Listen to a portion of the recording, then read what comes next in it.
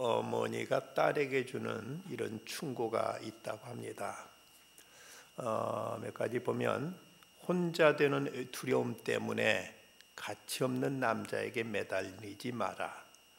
빨리 사랑에 빠지는 남자는 그만큼 빨리 떠날 수 있다. 잘생긴 남자는 얼굴값하고 못생긴 남자는 꼴값한다.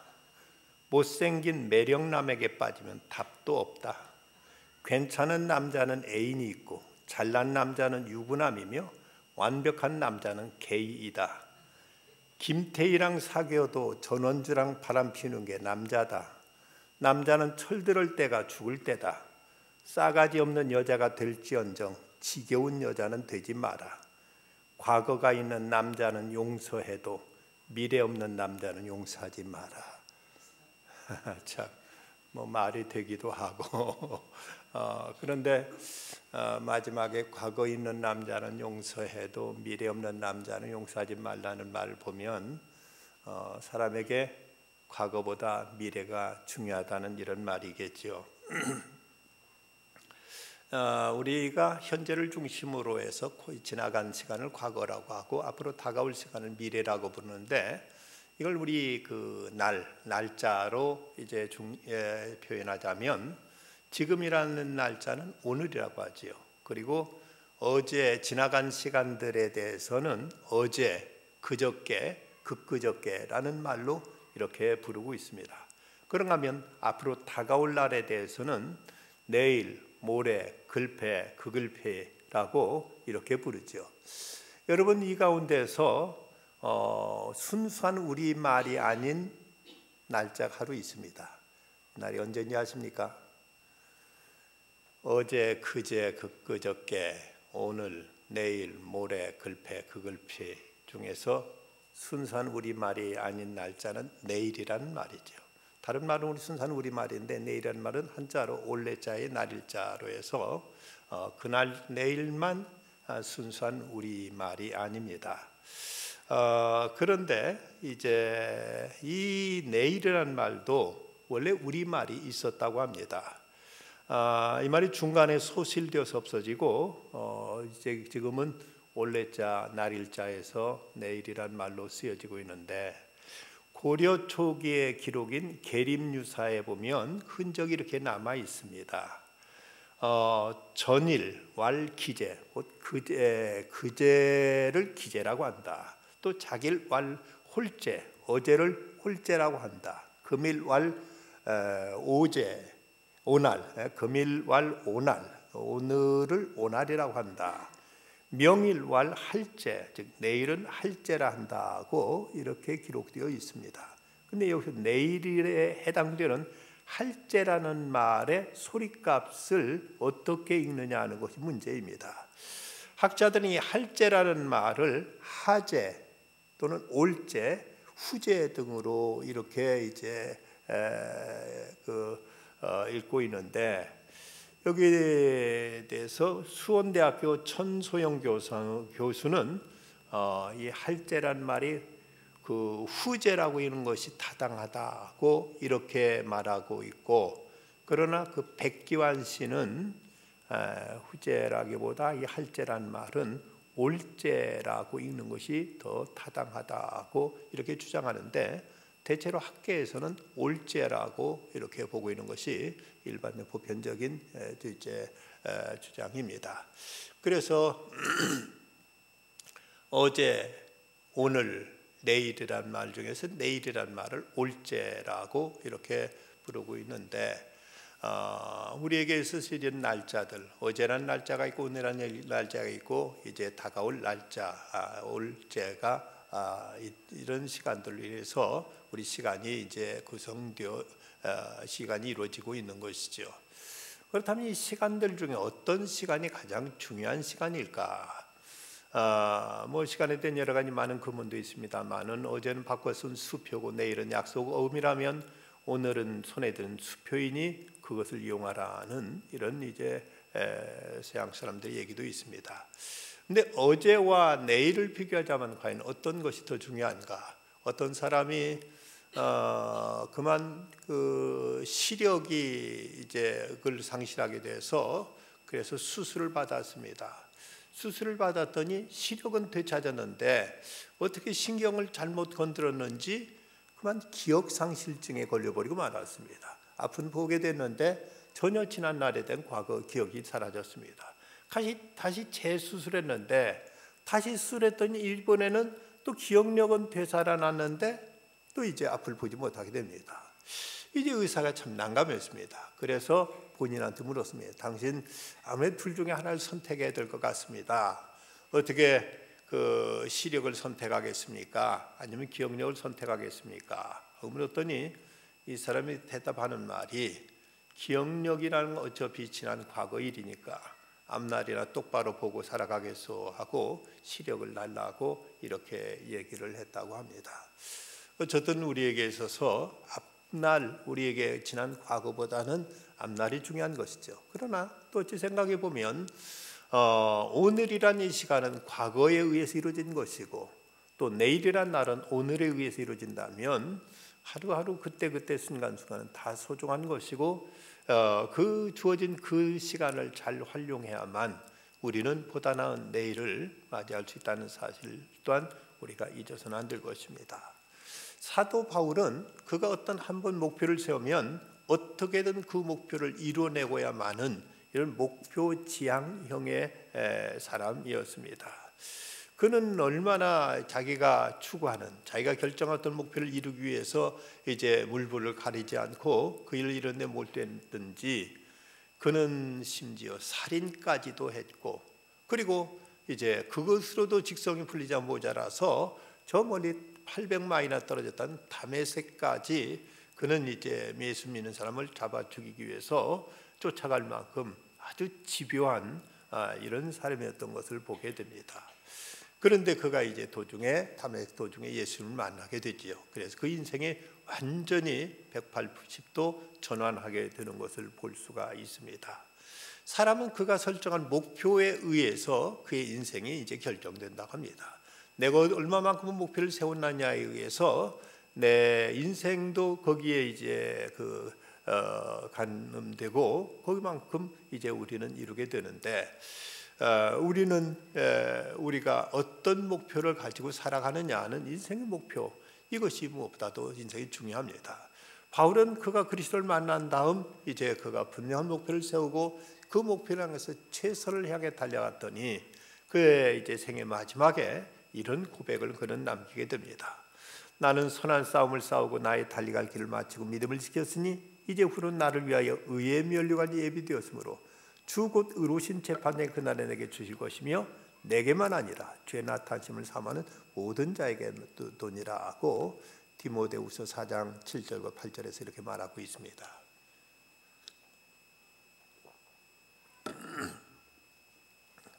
아무런 후회 없이 그는 이제 최선을 다해서 살아왔기에 자기 삶에 대해서 어떤 여한 없이 이렇게 그는 자기의 도리를 다했고, 그리고 이제 앞날에 대해서 확신 가운데 주님의 면류관이 주어질 것이라는 이런 기대를 하고 있습니다.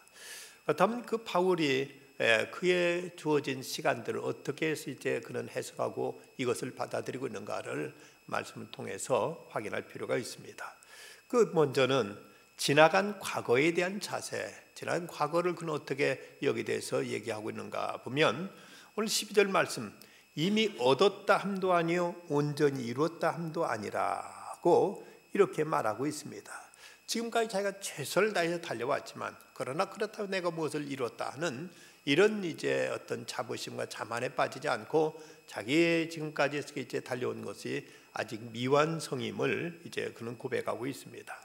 근데 여기서 온전히 이루었다는 아니다. 그래서 이 온전히 이루었다는 이 말은 테텔레오마이라는 이제 헬라어 단어가 쓰여졌는데 이건 완성을 뜻하는 철학적 용어로서 충분히 성숙한 것을 의미하는 말이라고 합니다. 그래서 이 온전히 이루었다함이라는 이 말은 그리스도의 의로서 이제 그가 세례받은 완전한 교인, 그리고 나가서 순교까지도 할 수 있는 이런 교인이 되었다는 의미로 바울은 이제 생각하고 이 말을 쓰고 있는 것으로 이렇게 보고 있습니다.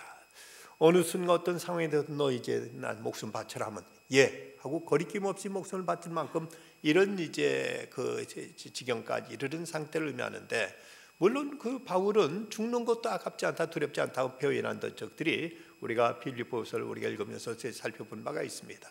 하지만 그러면 아직 스스로 자신을 살펴볼 때 옛날 그 스데반이 이제 순교하던 모습, 스데반은 어쩌면 원수들의 돌에 맞아 죽어가는 그 고통스러운 순간에도 얼굴이 천사처럼 밝아졌었고, 그리고 자기를 죽이는 그 원수들을 위해서도 아버지여 저들의 죄를 저들에게 돌리지 마옵소서 라고 이렇게 기도한 걸 보면, 바울은 내가 지금 주님을 위해서 얼마나 목숨 바칠 수 있지만 아직도 나는 그 스데반만큼 여기 이르지 못했다고 하는 이런 이제 자기의 겸손한 고백을 하고 있는 것으로 이렇게 이제 풀이되고 있습니다.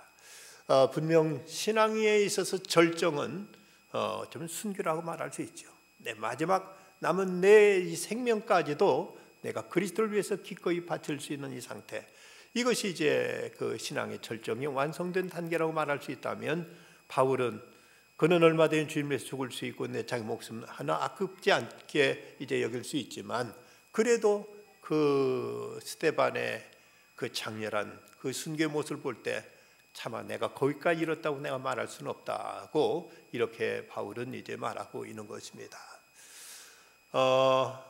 바울이 다메섹 도상에서 이제 그가 변화되었습니다만은, 혹자는 말하기를 이미 스데반의 순교 장면에서 바울은 이미 금이 갔다. 어쩌면 거기서 이제 그것을 애써 떨치기 위해서 더 그는 발악하듯이 발광하듯이 그는 다메섹까지 쫓아간 것 아니냐.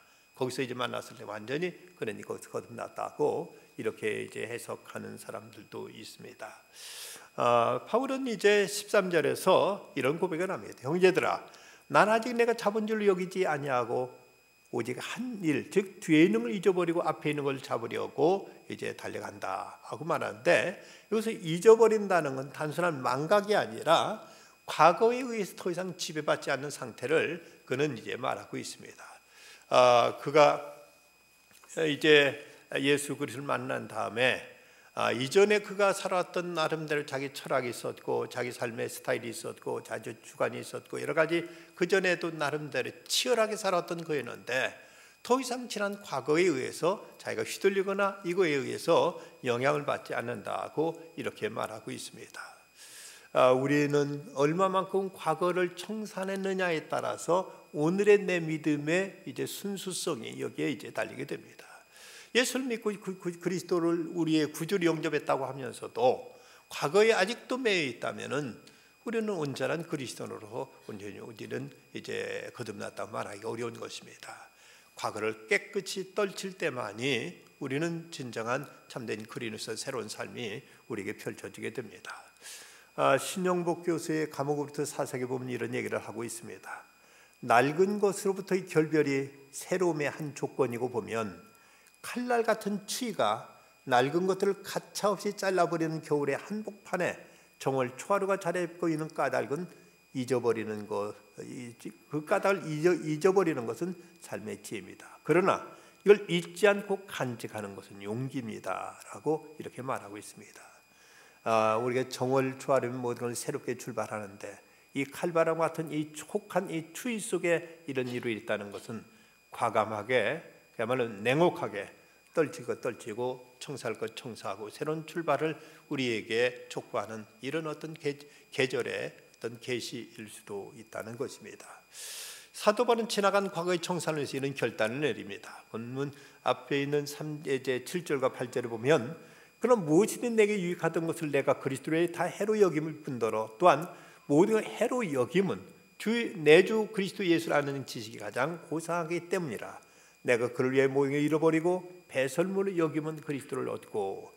여기서 여긴다는 말이 거듭 반복되고 있는데, 이건 다시 말하면 전에는 무척 자랑스럽게 여기고 집착하고 그걸 위해 내 목숨을 바치려고 했던 것들, 이제는 내 신앙의 진정한 성숙을 위해서 미련 없이 모든 것을 과감하게 버린다, 포기한다는 이런 의미로 이제 바울은 말하고 있음을 볼 수가 있습니다. 어떤 장로님이 이런 신앙 간증을 했습니다. 젊었을 때 하나님 뜻대로 살고 싶다고 울며불며 고백했더니 하나님께서 이제 어떤 사람을 용서하라고 하셨습니다. 근데 저는 그 문제만큼 절대로 건드리지 마시라는 태도를 취했습니다. 그것 외에는 어떤 일은 다 하겠다고 했지요. 그런데 하나님은 그 일을 평생도록 더욱 집요하게 간섭하셨습니다. 저는 환갑이 넘어서 겨우 순종할 수 있었습니다. 이후에 막혔던 일들이 본물처럼 터져서 하는 일마다 대박이 났습니다. 그런데 저는 너무 늦어버렸습니다. 이제 막 일이 시작된 것 같은데 시간이 없습니다. 젊었을 때 빨리 순종하고 그때부터 하나님의 은혜를 입었더라면 얼마나 좋았을까 하는 후회가 밀려옵니다. 아직도 우리가 뭔 문제가 정리되고 있지 않고 있다면 우리가 뭔가 떨쳐버린 것, 청산해둘 것을 청산하지 못하고 있는 건 없는지 우리 스스로 자신을 하나님 앞에서 성찰하고 과감하게 자를 걸 잘려버려야만 우리는 앞을 향해 출발할 수 있습니다. 바울은 지난 과거들 이런 것들을 이제 깨끗이 잊어버린다고 했고 과거에 자기가 집착했던 것을 이제 아무것도 아닌 하찮은 것으로 여기면서 이제 과감한 새로운 결단을 하고 있습니다. 그러면서 이제 오늘에 대한 각오를 이제 말하고 있는데 보면 12절과 14절 보면 내가 이미 얻었담도 아니 온전히 이뤘담도 아니라 오직 내가 그리스도 예수께 잡힌 받은 것을 잡으려고 달려가노라. 그리고 14절 표대를 향하여 그리스도 예수 안에서 하나님 위에서 부르신 부름의 상을 위하여 달려가노라. 이 달려간다는 말, 이 말은 마치 단거리 육상 선수가 앞에 있는 저 꼬린점을 향해서 온 몸을 앞으로 이제 기울여질 숙이고 전력을 다해 달려가는 그 모습을 말하고 또 굶주린 사냥개가 먹잇감을 발견했을 때 그것을 향해 전력 질주함을 나타내는 이럴 때 쓰이는 말이라고 합니다. 이처럼 이제 앞에 있는 표대를 보고 어제 것은 이제 잊어버리고 이 모든 것은 과감하게 이것은 아무것도 아닌 것으로 간주해버리고 오직 앞에 있는 표대를 보면서 오늘 지금 내 삶에 있어서는 앞을 향해서 달려간다. 온 내 모든 이제 존재를 다 여기 쏟아서 기울여서 앞을 향해서 달려간다고 말하고 있습니다. 여기 본문에서 사도 바울이 귀중한 생애 철학을 볼 수 있는데 그는 분명한 인생의 목표를 정해놓고 그 목표를 향해서 좌우면하지 않고 오직 이제 앞만 향해서 이제 그가 지금 달려가고 있습니다. 그는 목표가 이제 분명합니다. 다른 것도 이제 견눈질할 것도 없고 견눈하지도 않으면서 한 가지 목표 표대만 향해서 바라보고 있는 것입니다. 우찌무라 간조, 일본의 유명한 그 이제 신학자 우찌무라 간조는 그런 말을 했습니다. 실패가 죄가 아니다. 목적이 잘못된 것이 죄다. 우리가 어떤 옳은 목표를 향해 달려가다가 실패한다면 그것까지도 다 하나님 앞에는 인정되는 것입니다.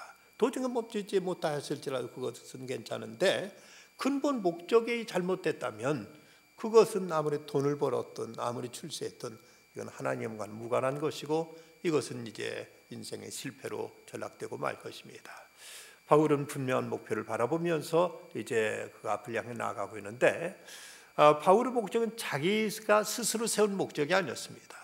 사람들은 자기 어떤 욕심에 의해서 인생의 목표를 정하기도 하고 어떤 사람은 다른 사람을 기웃거리면서 저 사람은 이거 참 좋네 나도 한번 저렇게 해볼까 하고 다른 사람이 흉내내거나 다른 사람과 어떤 시기심 경쟁심에 의해서 다른 사람을 이제 뒤따르려고 하는 경향도 있습니다만은 바울은 그것이 아니었다는 것이죠. 어떤 결혼에 대해서 쓴 책에 보면 그런 얘기를 합니다. 결혼에 대해서 범하기 쉬운 가장 무서운 생각은 친구가 결혼하는 걸 보고 나도 하겠다고 생각하는 것이다.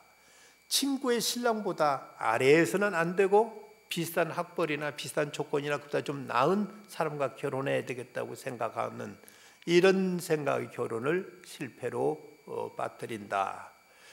이렇게 이제 내 처지를 고려해서 그리고 내 주관과 내 어떤 가치관에 의해서 결혼하는 것이 아니라 누구 보고 흉내내고 아니면 누구가 경쟁 내지는 시기심으로 하다 보니까 이래서 결혼이 처음부터 잘못 시작되는 것이라고 이런 말을 하고 있습니다. 사도 바울은 자기 자신의 어떤 욕망이 근거하지 않았고 다른 사람을 보면서 그걸 본받고 흉내내려고 한 것도 아니었고 그런 이제 예수 그리스도께서 자기에게 주신 그 목표 이것을 그는 이제 목표로 삼아서 그 길을 향해서 전력 질주하겠다고 하는 것이 바로 바울의 입장인 것을 볼 수 있습니다. 그래서 보면 12절에 보면 내가 이미 얻었담도 아니고 온전히 이뤘담도 아니라 오직 내가 그리스도 예수께 잡힌 받은 것을 잡으려고 달려간다. 예수께 잡힌 받은 것을 잡으려고 이제 달려간다고 말하고 있습니다. 그는 이제 무엇을 왜 쫓아가는가? 먼저 예수님께 잡힌 받은 사람이 되기 위해서임을 말합니다. 그리스도에게 잡힌 받은 것을 쫓아간다. 어쩌면 그는 이전까지 나름대로 그런 대단한 소위 스펙이 있었죠. 그가 바리새인 중에 바리새인지요, 사두개 바리새인이었고, 그는 이제 로마 시민권을 가졌고, 그리고는 이제 8일 만에 할례를 받았고, 이스라엘 중에 이스라엘 사람이었고, 그리고 또는 이제 베냐민 지파였고, 여러 가지 그런 좋은 점들이 많이 있었던 사람이었습니다. 그럼에도 불구하고 어쩌면 그가 처음에 추구했던 그 인생의 어떤 이제 그 모델은 누구였을까? 혹자는 그는 이 당시 유명한 역사가요, 또 철학자인 알렉산드리아의 필로 같은 사람을 그의 목표로 둔 것이 아니었겠는가? 아니면 이제 소크라테스, 플라톤, 아리스토텔레스 같은 철학에 능통하고, 그럼 종교적으로 바리새인들 같이 열심히 있고, 제사장 서기관 못지않은 공부를 하고 가말리엘문에서 이제 수학학까지 하면서 나름대로 그는 모든 면에서 가장 이제 최첨단, 가장 앞장서는 이런 열심을 가지고 이제 그 당시 좋게 여기던 모든 것들을 다 그가 섭렵했던 사람이었습니다. 그런데 그랬던 그가 이제는 얼마나 이런 일에 그가 몰두했는가 하면, 그가 자기가 옳다고 추구하는 그것을 이루기 위해서는 얼마나 그가 거기 집요하게 이런 데 몰두했는가 하면, 로마법이 허용하지 않는데 왜 히브리법으로 맞들어 처형했느냐는 이런 문제가 제기될 수 있는 스데반을 죽이는 일까지도 그런 일을 저질렀습니다. 그런 나름대로는 어떤 히브리 율법, 유대인의 율법에 의하면 이제 그 하나님을 모독한 자는 죽여야 된다 하는 이런 이제 구실로 스데반을 죽였습니다만은, 그런데 그 당시 로마법에 오면 이것은 로마의 유대인들 마음대로 스스로 사형을 해철할 수 있는 이런 권한을 부여하지 않았기 때문에, 자칫하면 그로 인해서 살인범으로 이제 몰려서 그 스스로가 처형당할 이런 이런 상황인데, 그럼에도 불구하고 바울이 이런 살인까지 저지르면서 여기 광분했던 것은 나름대로 자기가 옳다고 생각한 것은 어떻게든 이루려는 그의 집요함, 그리고 자기 어떤 그 가치에 충실하려는 이런 의도로 그는 스데반을 죽이는 일까지 저질렀던 것입니다. 그랬던 그가 다메섹 도상에서 예수를 만나게 되죠. 그 때가 정오 대낮 12시였다고 합니다. 하늘로부터 강한 빛이 내려쬐면서 이제 그는 그 땅바닥에 나뒹굴게 되죠. 그때 하늘로부터 음성이 들려옵니다. 사울아, 사울아, 왜 내가 나를 핍박하느냐? 그때 이제 사울이 물었던 질문은 주여 니시오니까 하는 질문이었습니다. 어떤 이는 이 장면에 대해서 정말 이 사울이라니, 나중에 물론 바울 된 이 사울 참 대단한 인물이었다고 말합니다. 그토록 그 로마 캐토릭과 대항해 가지고 종교 개혁을 일으켰던 마틴 루터도 어느 여름날 이제 친구하고 어디 길을 가다 갑자기 이제 천둥벼락이 치면서 자기 친구가 까맣게 벼락에 맞아서 죽어가자 그는 얼마나 즐거움을 하고 두려웠던지, 성 안나여 나를 불쌍히 여기소서, 나를 살려주시면 내가 이제 이제 신부가 되겠습니다 하고 자기도 모르게 그렇게 중얼거리면서 벌벌 떨었다고 합니다. 바로 옆에 친구가 죽어나다가 빠지는 그런 모습 속에서 그토록 강인하다고 느껴졌던 마틴 루터도 이런 이제 정신을 잃듯이 이랬는데, 사도 바울은, 이 사울은 그가 얼마나 대단한 사람이었는가 하면, 이제 하늘로부터 이런 이제 그 강한 빛이 비치면서 그야말로 그가 바닥에 나둥게 되는 이런 이제 상황이 됐을 때, 그때도 하나님께서, 예수님께서 사울아, 사울아, 왜 내가 날 핍박하느냐 하고 이렇게 말씀하시자, 그때 사울이 한 말이 주여 니시오니까, 우리말로 하면 당신 누구요? 하고 또 이제 그런 상황 속에서 조금도 꿀리지 않고 이제 당당하게 물어봤던 그의 이제 배짱이며 그의 용기가 정말 이제 대단하다는 것이죠. 그 다음에 이제 난 내가 핍박하는 예수라 하니까 그때 또 다시 물었던 말은 주여 내가 무엇을 하리까? 너는 이제 다메섹에 가서 아나니아를 만나라 하는 말씀을 듣고 그는 거기서 일어나서 다메섹으로 가게 됩니다. 이런 모습 완전히 그 사울은 그런 상황에서 정신 똑바로 차렸고 그가 무슨 이제 환상 중에 아니면 그가 뭐 정신 잃어서 한 말이 아니라 그 상황에서도 그런 분명한 자기 의식을 가지고 이제 당신 누군지 그리고 내가 그 당시 진정 하나님이라면 내가 이제 어떻게 살아야 될지를 물으면서 인생의 완전 어떤 터닝 포인트가 완전히 이때 이루어진 것이죠. 그리고 나서 완전 예수님께 포로돼서 그는 새로운 삶을 살게 됩니다. 그랬기에 그는 고린도후서 5장 15절에 이런 말을 합니다. 저가 모든 사람을 대신하여 죽으시면 산자들로 하여금 다시는 저희 자신을 위하여 살지 않고 오직 저희를 대신하여 죽었다 다시 사신 자를 위하여 살게 하렵니다. 그는 이 그리스도를 구주로 영접하고 나서 완전히 그 인생의 목적이 바꿔지게 됩니다. 이것이 바로 신앙의 우리가 결단이요, 이것이 우리 인생에 있어서 소위 중생이라고 말할 수 있습니다. 예수를 믿는다는 것은 우리 인생의 목적이 바뀐 것입니다. 어떤 수단이나 방법은 어떤 문화적으로도 이제 얼마든지 이것은 이제 다양할 수 있습니다. 하지만 예수 믿는다는, 예수를 구주로 영접했다는 것은 인생의 목적 자체가 바뀌어지는 것입니다. 내가 살아야 될 이유가 이제 새로워진 것이고 내가 뭘 위해 살아야 될 것인지 이것이 달라지는 것, 이것이 우리 신앙의 문제지 그냥 예수 믿고 나서 무엇인가 뭐 어떤 사람한테 술을 먹을래 떡을 먹을래 밥을 먹을래 하고 물어보니까 술에다 밥 말아서 떡을 안주로 먹겠다고 하는 식으로 이것저것 한 가지 더 보태 사는 것이 신앙이 아닙니다. 모든 것 깨끗이 부정하고 그리스도 안에서 새로운 가치, 새로운 목적을 향해 나가는 것이 이것이 신앙이지, 그냥 지금까지 하던 것 다 하고 지금까지 누리던 것 다 누리고 그다 한 가지 더 천당 하나 좀 더 보태으면 좋겠다는 것, 이런 것이 아니라는 거죠. 바울은 여기서 완전한 새로운 천지개벽이 이루어지듯이 새로운 인생의 목적이 완전히 달라지게 된 것을 볼 수가 있습니다. 그는 이제 심지어 자기 존재에 대해서까지 자기가 사도된 것, 이건 자기 어머니 그 이제 뱃속에서부터 하나님이 예정하신 것이라고 이렇게 그는 말하고 있습니다. 자기는 전혀 예수를 알지도 못했고 예수 믿으려고 하기보다는 오히려 핍박까지 했던 사람인데, 이런 자기가 예수 믿고 이제 하나님의 일꾼이 된 것은 하나님의 선택하심, 하나님의 예정에 의한 것이라고 그는 이렇게 고백하고 있습니다. 여러분은 어떻게 예수 믿게 됐다고 생각하십니까?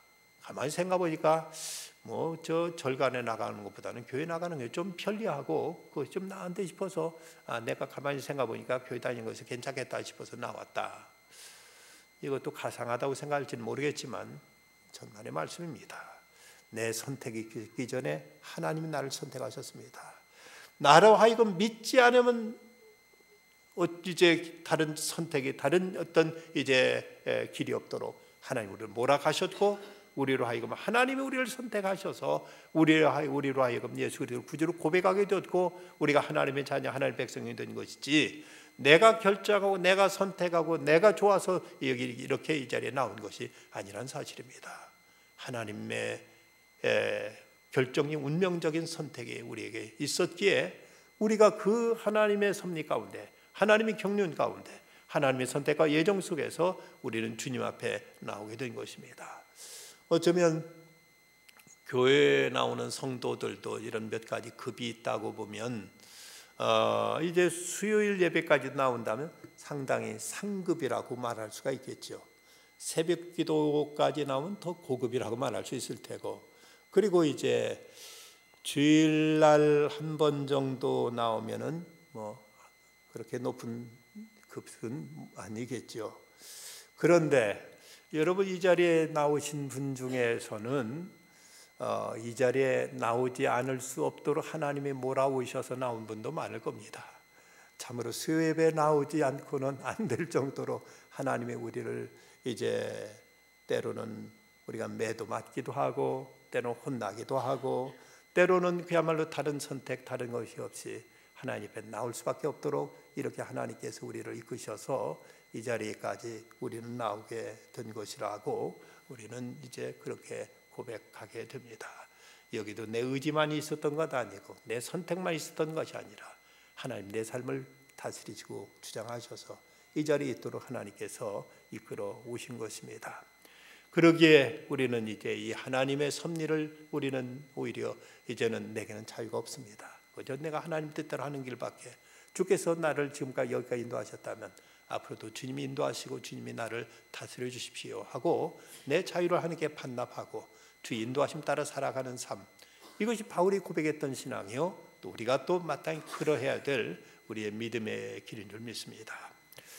그런가 하면 바울은 이제 그가 주님께서 예비하신 상급을 받을 수 있는 자가 되기 위해서 이제 표대를 향해서 달려간다고 말하고 있습니다.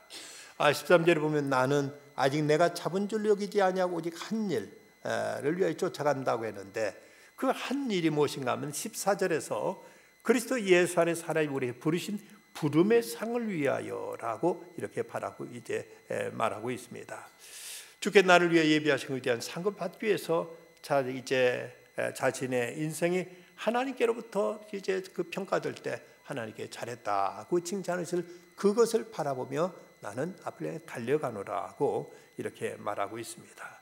어찌 보면 이렇게 예수 믿는 것 이 자체만도 감사하고 우리가 이렇게 하나님 앞에 나올 수 있는 것만도 은혜요, 또 주님을 봉사할 수 있다는 것만도 이거 특권이요, 이거 축복입니다. 하지만 그럼에도 불구하고 하나님은 이제 미쁘셔서 우리가 하나님께 감사에 마땅히 해야 될 걸 한 것임에도 불구하고 하나님은 우리에게 너그러우셔서 우리에게 은혜로 그리고 상급으로 축복으로 갚아주신다는 사실입니다.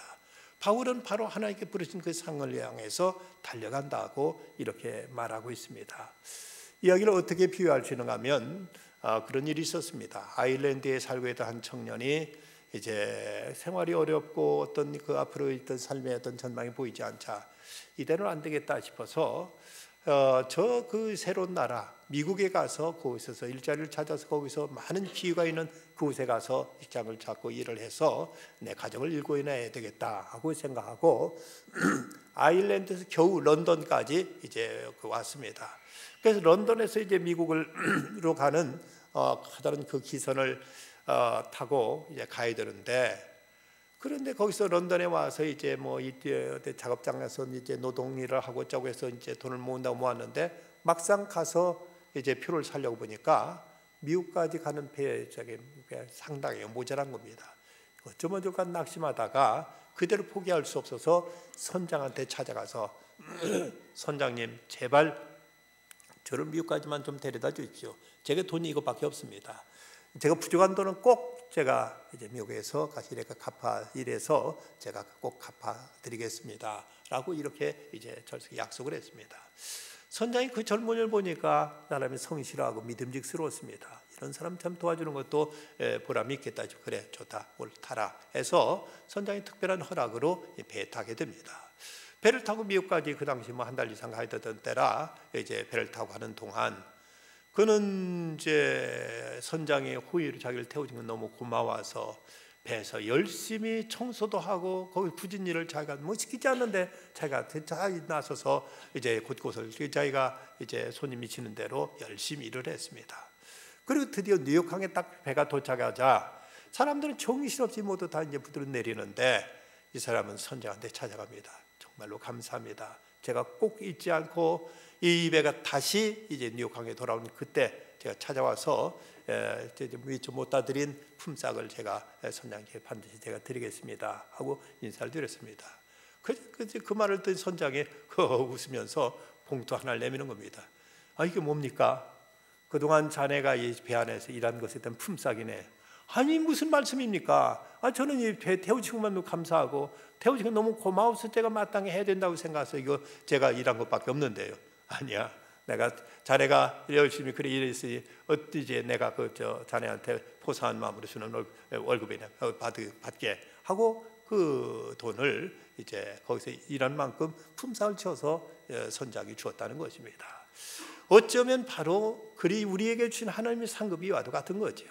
천국까지 가게 해준 것도 감사한데, 우리에게 천국을 허락해 준 것만도 너무 감사한데 그 은혜가 고마워서 감사해서 우리는 어떻게 주님 앞에 내가 좀 보답할 수 없을까? 어떻게 헌신할 수 없을까? 어떻게 저 앞에 충성할 수 없을까 하고 주님 앞에 헌신하고 봉사하는 것, 이것은 우리 마땅한 우리 도리고 적어도 우리가 성도로서 그래야 된다는 어떤 이제 양심을 가지고 하는 거지만, 그런데 하나님은, 미쁘신 하나님은 우리 이런 수고와 헌신에 대해서 상 주시고 갚아주시고 하나님께서 우리에게 더 좋은 것, 귀한 것을 축복하신다는 사실입니다.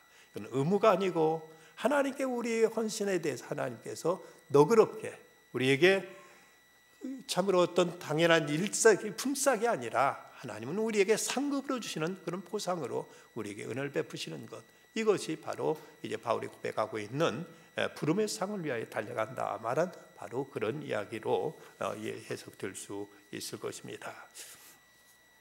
우리는 이제 하나님의 부르심 속에서 이렇게 새로운 인생의 터닝 포인트가 이루어졌고, 그랬을 때 이제 지난 과거의 것은 깨끗이 잊어버리고 앞만 향해서 우리는 달려가게 됩니다. 리빙스턴 선교사가 그 노년에 잠시 안식년을 얻어서 영국에 돌아옵니다. 그때 리빙스턴에게 누구가 이런 질문을 던졌다고 합니다. 리빙스턴 박사님, 이제는 어디로 가시는 것입니까? 그때 리빙스턴이 이런 의미심장한 말을 했다고 합니다. 앞으로 나가는 곳이라면 어디든지 갈 것입니다. 앞으로 가는 곳이라면 어디든지 갈 것입니다. 그는 결코 뒤를 돌아보지 않았습니다. 이제 앞으로 가야 될 저 하늘로부터 부르신 그 부름을 향해서 그는 참으로 노쇠한 몸으로도 조금치도 그는 주저하지 않고, 그리고 또 앞을 향해서 그는 묵묵히 걸어갔던 것이 바로 리빙스턴이었다면, 우리들도 하나님께 우리에게 부르신 부름의 그 표대가 있습니다. 어제 것은, 지나간 것은, 그것이 아무리 귀하고 좋았던 것이랄지라도 우리는 깨끗이 잊어버리고, 그리고 이제 앞을 향해서 부르신 부름의 그 상을 향해서 우리는 묵묵히 앞을 향해 걸어가야 될 것입니다. 그럴 때 우리 주님은 우리를 격려하시고 우리를 또 성원하시고 우리를 응원하시면서 우리를 이제 부르시면서, 주님께서 우리가 이제 주께 부르신 그곳을 향해 나가게 될 때 주님은 애썼다, 네가 정말 수고했다, 잘했다 칭찬하시며 생명의 면류관으로 우리에게 씌워줄 것입니다. 우리를 향해서 부르신 부름, 내 인생의 어떤 야심이 아니라 어떤 세속적인 욕망과 다른 사람이 그랬으니까 나도 한번 이렇게 해봐야지가 아니라 바로 예수님께서 우리를 부르셨고 우리는 그 부르심을, 그 표대를 바라보면서 오늘 앞을 향해 전진해 나갈 것입니다. 그곳에